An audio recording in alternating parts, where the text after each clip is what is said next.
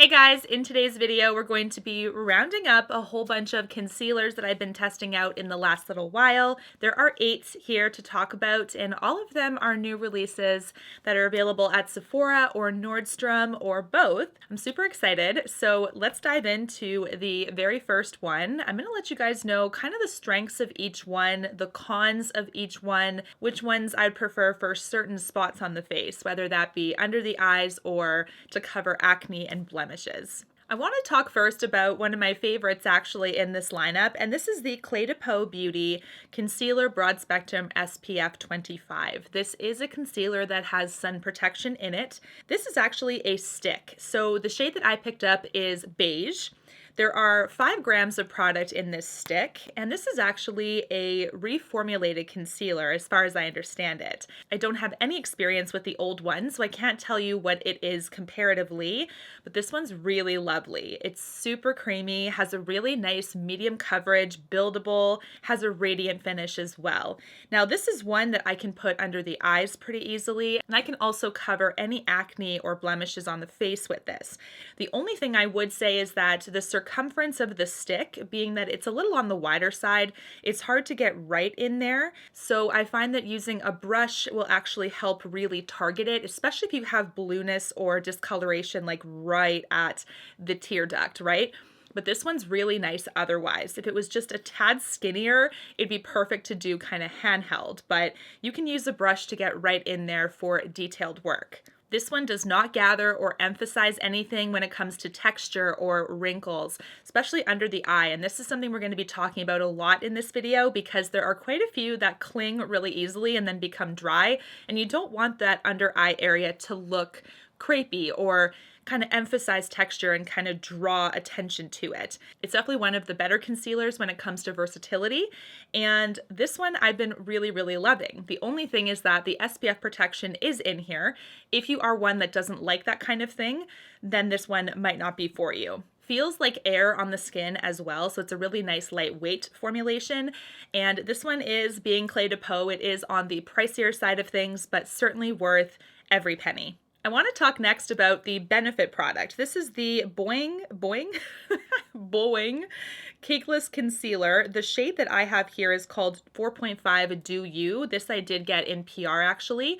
I've also purchased one to test. So before it arrived to me, I was able to test it, and then I got a second one as a backup. But love the pencil packaging. This is and could be viewed as more on the childish or immature side, but I think it's actually cute. It's very nostalgic of elementary school, and we all had pencils and stuff, and I kind of wonder if the kids now are using pencils or just iPads with Apple pencils now, but the wand is really lovely on this one too. It's actually the perfect size. It has a really nice angle to it. You can actually see on the tip there that it actually provides a really nice amount of product. So you can go on the under eye area, or you can go anywhere on the chin or up on the cheeks, etc., to cover blemishes and acne. It's the perfect size. It's not too small, not too big, so they nailed it when it comes to the wand. This one is also a medium to full coverage, buildable, and they deem this one a natural finish, which I would agree. When it sets down, it's not too matte or anything, so certainly doesn't have a glow to it or a radiance, but it's just that perfect skin-like finish. This is also another one that I have found to be more versatile when it comes to where you can place it. So unfortunately, the shade range with this one I don't believe is as strong as other ones, but this is one where you can place it underneath the eye, you can place it on the face. I feel like you don't have to powder it necessarily. It actually looks beautiful by itself. If you powder it, it will extend a little bit longer on your face there too. This one I think just overall is a solid product. So if you're wanting a concealer you can depend on, that you can put anywhere on your face, so a little goes a long way with this one, but if you're wanting a solid, dependable product, this is it. Let's talk about the Kat Von D Good Apple Concealer. Now, I figured I would do a roundup of all the concealers that are new-ish right now because we do have this Sephora event coming up really soon. So this one is called the Good Apple Concealer because it has apple extract in it. The apple extract is supposed to have antioxidants to be able to nourish the under eye area. Can't really say that I saw anything when it comes to like better skin or a nicer, healthier area when I was using it, but perhaps I just wasn't using it as often as you needed to. This shade I have here is Light 100. I think it's perfect for a little bit of brightening on my skin tone. And I always say, if I said Kat Von D Beauty before, I apologize, but it's just like in my memory as that, but she actually has no affiliation with the brand anymore. So it is KVD Beauty. I really like the applicator of this one too. For some reason, the dense part of this applicator reminds me of a fingertip. So when you do place the product on your skin, it almost has that density that you would naturally have when you place it with a finger pad. So I really like that because that's kind of unique in the industry. And I also really like how this one is angled perfectly just so you can get into the under eye area if you wish. And you can also do whatever other concealing you want. When it comes to the under eye area, however, I did find for the KVD Beauty product that you do need to make sure that area is nice and hydrated because although not as bad as some other products we're going to be talking about, it does tend to cling a little bit if it's dehydrated and dry. So I would 100% just make sure you've got some eye cream beforehand, and it does help immensely with keeping this concealer nice and moisturized looking instead of crepey. I love the serum-like consistency of this one. It's on the lighter side when it comes to how it feels on the skin, which I really, really like. But this one does way better when you set it with powder, and especially underneath that eye area, you want to make sure it's nice and hydrated. So when I was using it under the eye, it's making sure you've got an eye cream or a moisturizer. You put this over top of that, and then you seal it with powder. Best way to get the best impact and longevity with this one. Let's talk about the LYS concealer now. This is the Triple Fix Concealer, which is on the same lines as the foundation, the Triple Fix Foundation. Now, if you guys are unfamiliar with me or my channel, or this is the first video you're watching from me, I really love the LYS Beauty Foundation. I think they did a solid job on it. It's a really beautiful medium buildable coverage product, and it does have a really nice subtle radiance to the skin. This is one I actually am not the biggest fan of comparatively. I do think that the foundation is better because there's really no flaws with the packaging or anything, but there's a significant flaw in packaging for this one. And I think it's because they tried to keep this triangular shape consistent with the rest of the line, but this one is a way smaller container. So when you actually take the wand out, it sort of gets stuck right at the tip because that junction is too tight. So you can finally get it out. Sorry, I just don't want it. And it might spray all over you, right? Because there's a little bit of product on the end of that. Because it's so tight, you have to be careful when you actually take it out of the base. There's a little bit of product at the end that can have the potential to, kind of spray outward.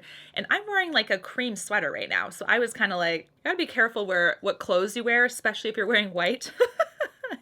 Either way, this is a significant flaw in the packaging, and because of that, it doesn't make me reach for it as much as the others. When you actually take the product out, there's not really a ton of product on the brush head, so you are most likely going to have to dip back in. And when that happens, then you're stuck with that tightness and that seal again. So this one does make using the product quite a bit more tricky and more difficult, and something that you really shouldn't have to think about when it comes to makeups. This shade that I picked up is MN3, which is the exact same shade I picked up in the foundation.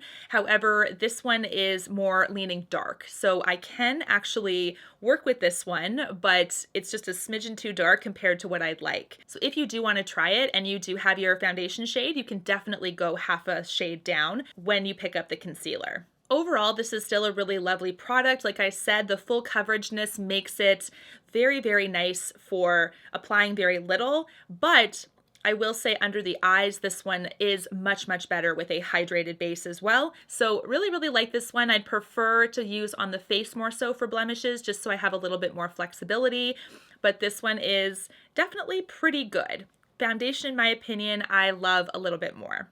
Now, out of my own pure curiosity, I picked up this Morphe one. This is the Filter Effect Concealer. Really, really love the packaging of this. I'm actually pretty impressed. I like the frosted glass base. It's actually heavy in the hand, and I don't really test a ton of Morphe, but it is available at Sephora Canada, and I did get a few questions, granted not as many as the other products, but I figured I would still include it in this concealer countdown. This one has more of a kind of slight curvature at the top, kind of doe foot. It's not like slanted on one side, it's actually slanted on both. And this is also one that leans very warm. So this whole line in general, in my opinion, leans more on the warm undertone side of things. Formula is actually decently hydrating. So once again, I was pretty impressed with this, given that I've seen and heard some mixed feelings about the Morphe line in general. But this is actually a pretty decent concealer, and the price point is the lowest out of all of them, I believe. The shade I picked up is medium 10 cool, which is actually, like, it says cool, but it actually still leans warm, and it is a little bit dark on my skin, so I made it work, but